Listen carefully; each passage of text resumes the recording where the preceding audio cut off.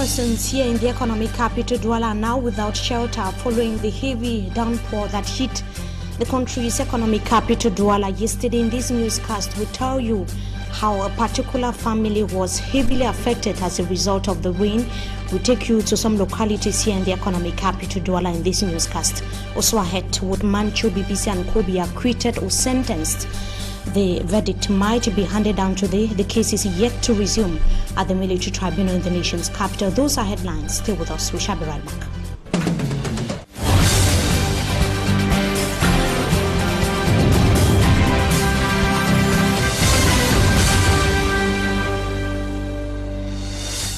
Good evening to you, ladies and gentlemen. Let's begin right away here in the economic capital Douala with damages incurred and loss incurred as a result of the rains that hit the country's economic capital Douala last night. A family that has been left homeless and several important documents destroyed as a result of the heavy rains that hit the country's economic capital Douala last night. Dennis Ewan, a college vice principal already preparing for his retirement, has blamed the loss on the indecent structure that has been lodged so far by the school authorities.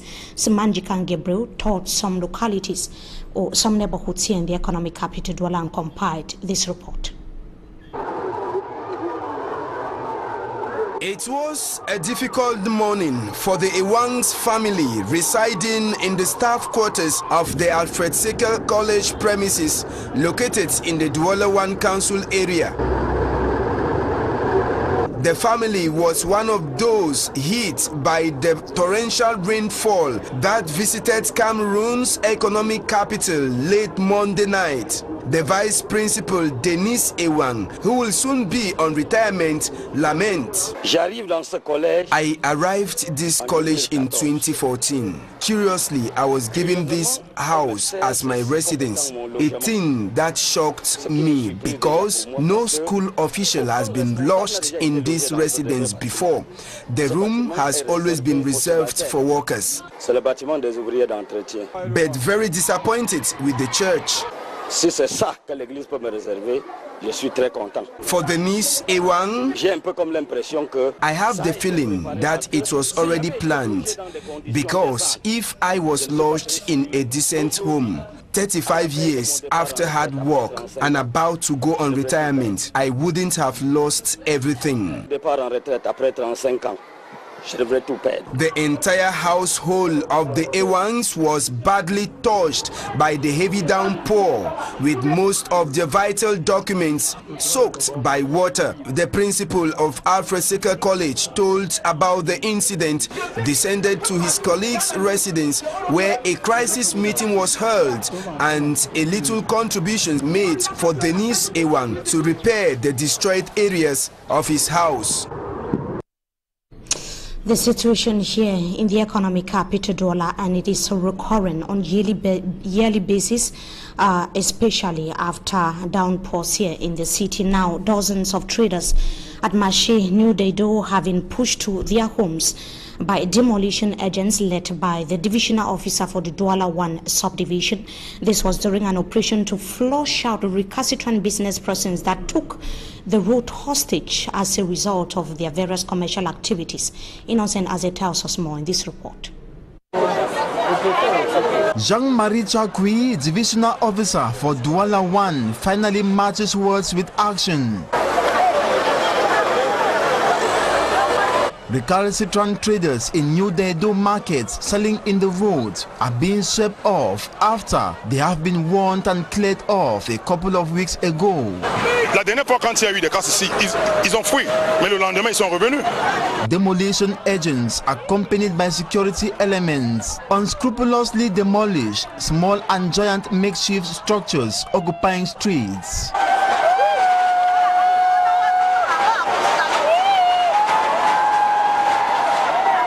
A mammoth crowd of traders and buyers staring unbelievably at the clearing of the streets operation.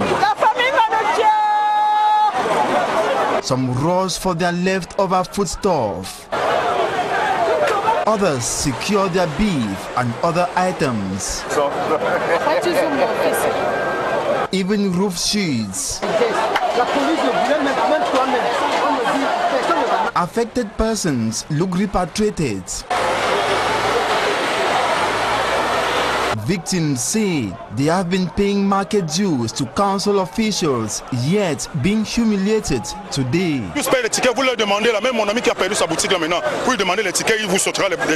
Elimbi Robert from Douala 5 appraises the operation, saying it is to curb disorder. Le désordre maintient tout le monde dans des conditions de précarité. According to Jean-Marie Chakwi, divisional officer for Douala 1, mission has been accomplished as space is now available for persons to park their vehicles, to buy in the markets and live with ease. Maintenant, les gens peuvent arriver ici au marché, se garer tranquillement, faire leurs emplettes et repartir comme ça se passe dans toutes les grandes villes. He has, however, guaranteed to pay frequent visits to ensure no one gets back to the road selling. And in the economic capital, Douala, structures have been destroyed to restore order. It is not a similar situation in the southwest region of Cameroon, where locals have been chased out of their homes purportedly by security officials. The recent appointment of a colonel to replace General Melingi Donatien is, according to many, one of the measures put in place by the government to calm the ongoing tension in the two Anglophone regions of Cameroon, precisely in the southwest region of the country. It is coming at the time when some villages have been rendered homeless following the burning of the houses in Balangi. Balangi is a locality in Bonge subdivision, Meme, southwest region of the country. An example is such a locality as we see in the following story. A picture of a deserted locality. Balangi is the name of this village situated in Bonge subdivision, Meme, southwest region of Cameroon. A village which was before now home to thousands is empty, without a single soul. Inhabitants are on the run. A majority of them, as seen in these amateur images, fled the area this weekend and are seeking refuge in bushes and other nearby towns. Balangi is the most recent Anglophone villages where houses have been reduced to ashes.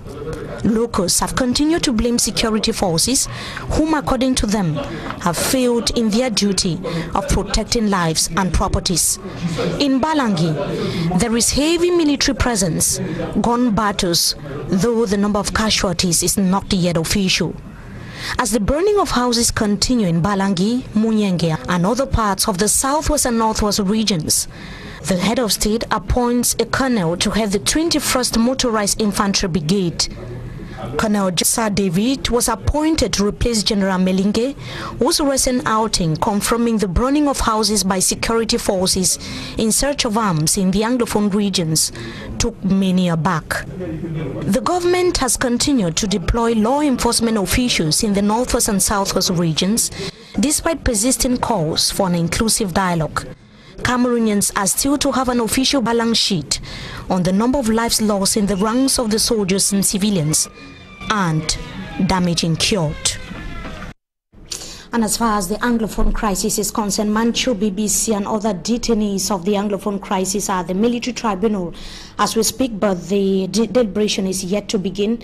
Manchu, BBC, Thomas Awa and others appeared in court since the early hours of this morning, but have been waiting for several hours for court to deliberate on the other matters that were equally adjourned for today. During the April 25th, 2018 hearing, Manchu, BBC was acquitted of rebellion, civil war, destruction of property, killing, and the non-possession of identity card, but found guilty of terrorism, secession, and revolution. It should be noted that during the same hearing on the 25th of April, one of the detainees of the Anglophone crisis, Mr. Awanatio Zacchius, was declared not guilty and simply freed. That was one of the Anglophone detainees that was so far acquitted since the liberation of Barrister Agbobala, Dr. Fontemneba, and other detainees of the Anglophone crisis several months ago. And it should be noted that actors of the civil society, the national and the international community have continued to call for the release of Manchu, BBC, and all those that were arrested in connection with the socio-political crisis rocking the two Anglophone regions of Cameroon. We, of course, will be talking about that in the second part of this newscast. The Senate President has condemned ongoing violence in the two Anglophone regions of the country and equally underscored the need for Cameroon to remain one and indivisible. Senator Masenya Njifendi was speaking today at the close of the plenary sitting that took place in the nation's capital, Yaoundé, to some of the newcomers in the upper house of Cameroon's parliament. The two-week session ended satisfactorily. Let's now have the excerpts of Von Chafa Isaac, his CPDM senator, as well as Andrea Lukenze. They spoke respectively to Marcel Nganso.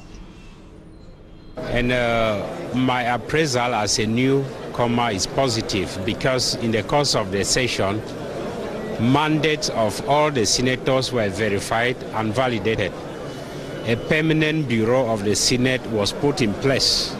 And finally, those of us who are newcomers managed to know how the Senate functions. I think my impressions for this session were very positive because the discourse or speech of the President of the House was very positive too, because he spoke elaborately on the amelioration of the working conditions of senators and urged senators to be more engaged more than ever to see that they work towards social cohesion and the national unity of Cameroon, and most especially to see into it that as senators they have to deliver the goods so that the living conditions of the people, of the rural people, are improved. I think this really marked my attention during this last session. A satisfactory Senate plenary sitting at the level of the upper house of parliament, but not a similar situation to some opposition senators. One of them is Senator Kemende Henry, that criticized the manner in which seats have been distributed at the level of the bureau. Let's hear him in the following excerpt. He equally spoke to Marcel Nganso. What has actually taken me aback is the way by which the seats are distributed at the level of the bureau. You see, political parties which only surfaced at the level of the national, at the level of the Senate, after their appointment, they assume the position of representative of political parties, and they are given seats instead of the political parties that fought their way into the Senate. To me, I think that the decree of the president, the head of state appointing them as senators, did not state that they were appointed as senators representing this or that political party. And he never appointed them as a political party chairman. He appointed them as head of state, and they were supposed to be senators, simplicity, senators, but not senators of a particular political party. For them to come in now and assume the seat of political parties and then wrestle with us, who fought our way into the Senate, wrestle with us over the limited seats that are available under the guise of taking the seats of political parties at the level of the bureau, is to me unwarranted, is to me unnecessary, is to me unjust. And piracy and other security threats continue slowing down maritime transport activities in the African continent. It is one of the major challenges raised by shippers during the first extraordinary session for the year 2018 that took place yesterday here in the city of Douala. Babla Jonathan tells us more in this report. Import and export activities of shippers across Africa is hampered by several challenges. One of the major challenges emanates from piracy. One of the major challenges is the security. Security in the Gulf of Guinea. The threats from pirates and armed robbery, and also poor connectivity. Because the issue is, if you want to export cocoa maybe from Nigeria, to Central African Republic, it has to go, the shipment has to go through France, Paris, then coming back, to the Central Africa. Shippers from different parts of the continent under the umbrella of the Union of African Shippers Councils are constantly seeking solutions to these problems in a bid to enhance maritime import and export of goods. There are charges that the shipping lines impose, because of the security risk. Maritime sectors is a very difficult sectors. You have a lot of costs, you have a lot of delay, and people are always complaining that the costs are very high. It is for this purpose that they converge on Cameroon's economic capital, Douala, for the Union's first extraordinary session Monday. The Union of African Shippers Council, is trying to solve these problems. One of the measures taken is C-Link, that is to improve connectivity, among the, member states. Also, this WTO trade facilitation, that each member state, is trying to, implement, so that, we remove barriers across our borders. During the session, the Cameroon National Shippers Council received the first ISO 9001 version 2015 certification to step up its active presence in the African Union of Shippers Councils. Between the member of the Union of African Shippers Council, Cameroon National Shippers Council is the first shipper council to obtain this certification. Now, what I was saying is that we are going to continue to work very hard to keep this certification, because we don't have to lose it after 2 or 3 years. The management of the Cameroon National Shippers Council says it will continue working to further ease clearance procedures at the Douala Seaport and the Kribi Deep Seaport. Veteran journalist Valentin Simon Zinga has published a book titled Cameroon Chronique d'une démocratisation assistée. The book was launched the year in the economic capital Douala, and it laid emphasis on the role journalists have to play to ensure nation building. Details with Rabiatu Aliu. Objectivity and lack of bias are of primary concern in the journalism profession. The role of journalists as democracy's watchdogs is proving increasingly hazardous. Not only have thousands of them lost their job, but they are also at risk of being arrested, kidnapped, or even killed in the line of duty. The phenomenon is summed up in Valentin Simon Zinga's latest publication entitled Cameroun Chronique d'une démocratisation assistée. J'adresse des questions qui sont familières mais fondamentales à l'exercice du métier de journaliste et en particulier de la fonction d'éditorialiste. In his publication, he considers an editorial as a benchmark of action. C'est-à-dire une prise de position peut gagner en densité, en consistance, de manière à être promu. Le Cameroun est entré dans un processus de démocratisation depuis 1990. Il y a bien entendu... Cameroon has been in a process of democratization since 1990. There is a long-awaited part of the endogenous forces, the civil society and political parties, which are committed to the process of democratization. Et donc, j'essaie de montrer que le fonctionnement, la trajectoire de la démocratisation. I am trying to ascertain that the functioning of the Cameroonian democratization is at the crossroads of these two logistics, that is, the endogenous and the exogenous. L'une endogène et l'autre exogène. The book launch, which took place at the French Institute of Cameroon, grouped a large number of persons who equally retained a number of lessons from the book. À ce niveau de la crise anglophone, according to a politician, Serge Espoir Matomba, the novel comes at an appropriate time when the solution to the anglophone crisis is highly awaited. Il y a déjà des solutions de sortie de crise. Martin Camus Mim, a journalist on his part, thinks that knowledge acquired from the book will encourage journalists to be objective and just in whatever they do. Another politician, Hervé Emmanuel Com, thinks that the author has showed evidence that people can walk in serenity, as he lays emphasis on what slows Cameroon's growth. Valentin Simon Zinga, in his book, which contains 289 pages and 5 chapters, aims at improving the work of media practitioners in Cameroon. And that brings us to the end of this first segment of the news. Time for us to meet our guest. We shall be right back.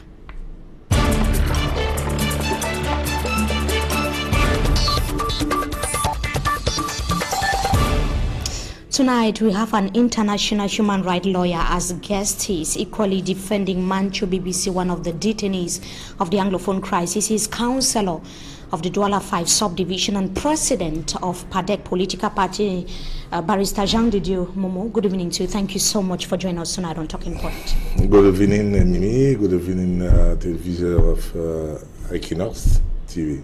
The pleasure is ours for having you. Barrister, we have you watched the news. I saw how you were reacting following the images in Balangi, Mbonge subdivision of the southwest region of Cameroon. You see how dozens of houses have been set ablaze and local inhabitants now rendered homeless. And from every indication, local Cameroonians have been able to receive enough evidence proving that security forces are responsible for the burning of houses in the two English-speaking regions of Cameroon. Now, if it is proven true, because we are still waiting for official information from the Defense Ministry, is this not crime against humanity? Absolutely. It should be a crime because if, as we know, if they kill people and burn their houses, then it is a crime against humanity. And that's why, especially, I think that our government don't want to, have to investigate. Because this is, I saw many pictures through the TV, through the internet, through Facebook, but we are not sure. We have no evidence it is from which place. But what I can say is this. This looked like in the 1960s, you know, when we were fighting for the independence. And we know that a lot of houses were burned and people throw away. I saw pictures of people running away from the soldiers. And other pictures, other video that I saw on TV was shown a soldier near the house who was, or maybe they were putting the fire, or like was a case in the BLM. The images that went viral on social media. It was in the BLM. But what I have to say here is, it was only a single soldier who was doing that. Other soldier was around. And it looked like one of the soldiers was not happy, and both was trying to fight it or to discuss. What I try to say that it is not a decision, official decision of the. I can be wrong, but I don't think that it is the official decision of the government to decide that the soldiers are going to burn the house and kill the people. It can happen when some soldier, which doesn't respect the law, which doesn't respect the order, maybe can do such a thing. Before we talk about the attitude of some soldiers, probably by revenge, which is practically unacceptable. Unacceptable. There is General Melingi Donatien that has been swapped. He's been transferred from the southwest region of the country and replaced by a colonel. He actually made startling revelation that left many in shock. He indicated that soldiers were actually burning some houses where they suspected that there were arms. What do you have to say about those declarations? No, this, you know, coming from him, he's well placed to know the truth, you know. But what is going on is, this situation is really is that not one of very the proofs? critical. It could be one of the proofs, because it is unofficial, you know. It's somebody well known. It is somebody who were at the place, and yes, it could be what we call the start of proof, you know, the beginning of the proof. But what I say is this: nothing official, as I know, is happening now, because what I know is that when you go to the military hospital, you could see a lot of military who was injured, who has been injured through the war, and sometimes it happened that maybe their friend who was on the field could be very angry and burn the house of people, kill the people.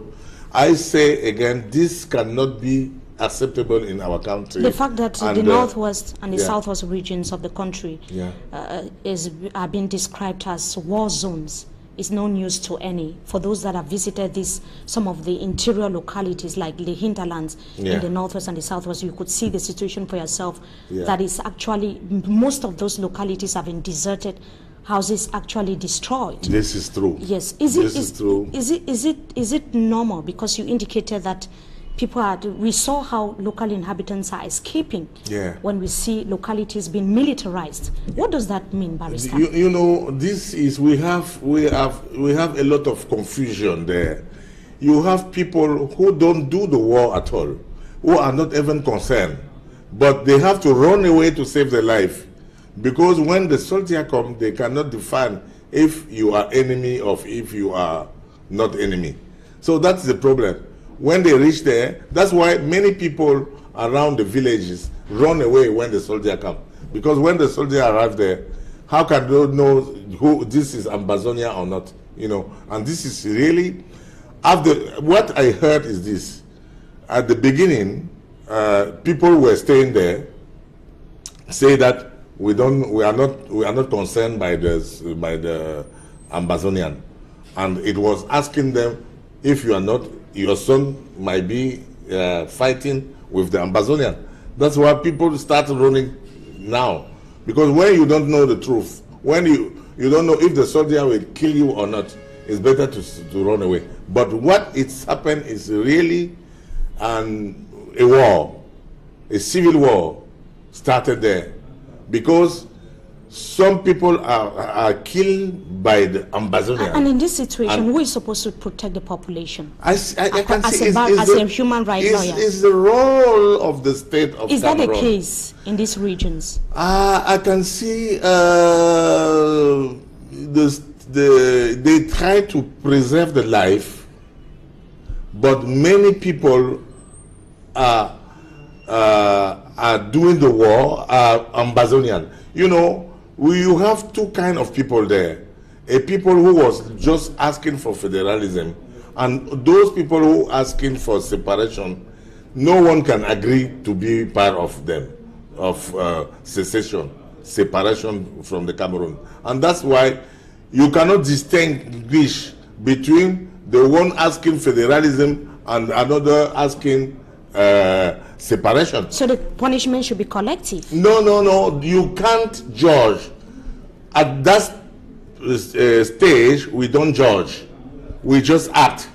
He acts to put the order to save the people who has been killed because they are not Ambazonian. Do you understand my point? They say, what I heard from the people of the soldiers, they say, they have to protect those people who are neutral, who have said we don't want the war, and who has forced to do the war by Ambazonian, because the people of Ambazonia come to kill the civil themselves, civil who are not involved in the war, who refuse to go to the war, and they want to force them to become all Ambazonian. This is not acceptable at all. And the government, the role of the government is to protect those people who refuse the separation from the Cameroon. And the point is this: people who are looking for the separation of the Cameroon and who have, you know, they are talking through the TV, they are talking, they are making war, they are taking a weapon against the government. It is the war. They have to be neutralized. They have to be neutralized. But what we condemn that is, how can we distinguish between Ambazonian who take the weapon from the civil servant? What we ask is for the civilian. Our soldier have to protect all the civilian, including the young people. If the soldiers were protecting the civilians, why are some seeking refuge in bushes? Why are some escaping to Nigeria? Yes, it's just because they were supposed to be rushing to police stations and gendarmerie posts to seek refuge there for their security and protection, but that's not the case. That's not the case, and that's why I say this situation become uncontrollable, because under control. It's not under control. It's not under control of the government, because if the government say you have the right to protect the civilian people, it's not under the control of the government. Yes, because how can he control? How can he say? Who has the solution to the Anglophone crisis? My dear, let me tell you because something. Because many believe that the government, the president of the republic, has the final say. I think that as I see the situation, the war is going to take some time. As it started during 1960, it stopped at 1970 when they arrested Ernest Wandi and killed him. And I am afraid that as the government don't want to listen people who are talking about secession, and as those people don't want to step down and to leave down the weapon, the war is installed. Who is supposed to drop the weapons? The soldiers or the... Not the soldier. The soldier cannot... The pro-independence fighters. The people who take the weapon against the state of Cameroon. And they say they want separation from the Cameroon, they have to step down. So when they will step down, the head of state will equally declare war against them. You remember what the president of the republic said? And 17. You remember what the president of the republic said? He said, "We have won Boko Haram, and it's not only we have won the people of Makiza, you know, before 1960 and that this one is not going to be different. And this one is not different.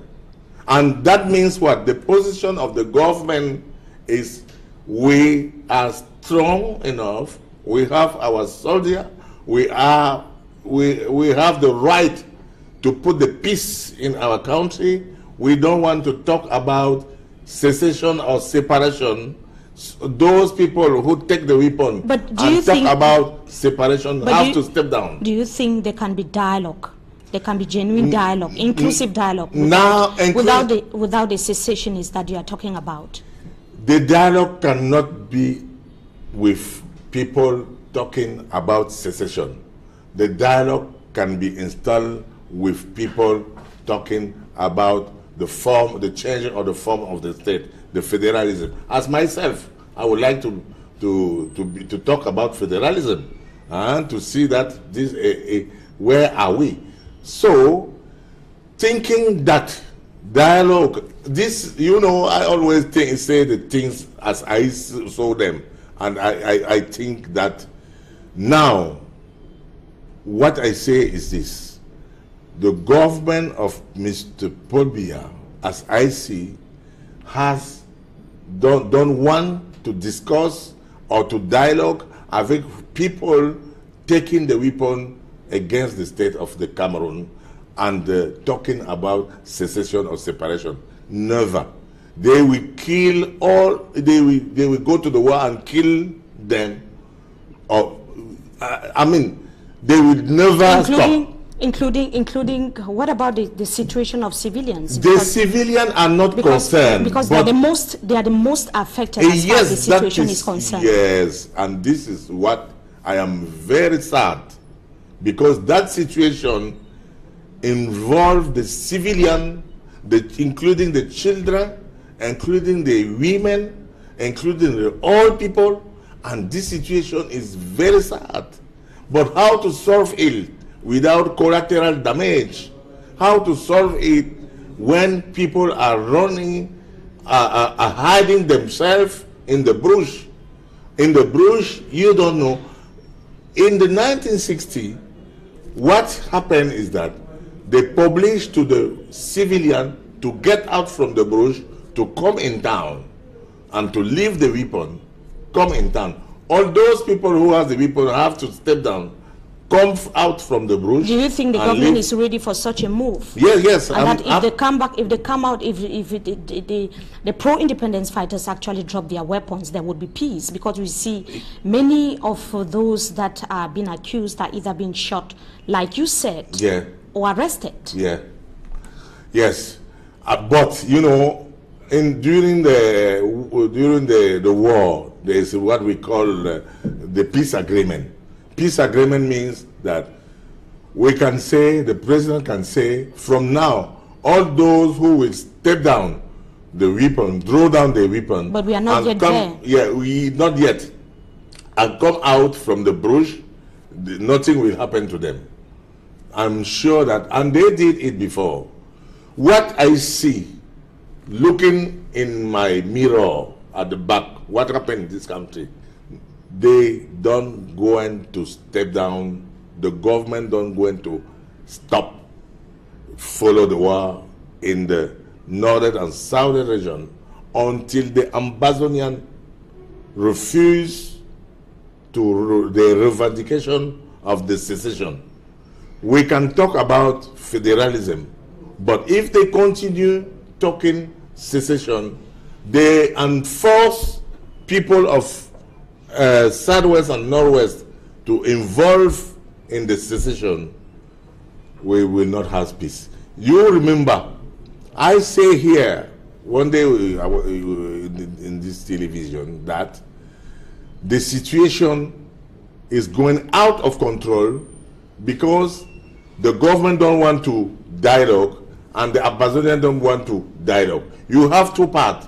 The government don't want to change his mind and go through this federalism, but he agreed to go through the decentralization, and they have created. And you think the decentralization is the solution? Yeah, yes. This is the government position. Yeah. And you think it's the solution? No, I don't have to think. I am for federalism, but I can agree that this is the maybe we'll solution just find out from you by the government. Maybe we'll just find out from you final a reaction on the case of Mancho BBC that is yet to begin at the military tribunal in the nation's capital. Yes. What I see is that the judgment of BBC and it's not equitable, because it is injustice to sentence that guy. He never been involved in secession. He never been involved in terrorism. He never been involved in something revolution. He never been involved in revolution. What he says, he claimed of water. Basically water to drink, living in the nice, a peace country with a good road, with some food for everyone. So he should be acquitted, Barrister. He should be acquitted. He should be acquitted. Because sentence BBC is the summon of injustice. That guys and everyone see BBC through the TV. He never have a new weapon in his mind. He always speak, and he's a colorful revolution, because they say colorful revolution because thank you so much. Through the colorful and say, this is where I'm already. Thank you so much, Barrister. The revolution is different of that. Where you take the weapon, you ask for revolution. It's something else. Thank you so much, Barrister Jean de Dieu MOMO, for joining us tonight on Talking Point. We hope to have you some other time again. Thank you. Thank you. So it was a pleasure having you with us in this edition of the Primetime Newscast on Equinox Television. Wishing you a blessed stay in the company of our programs. Until we meet again, goodbye.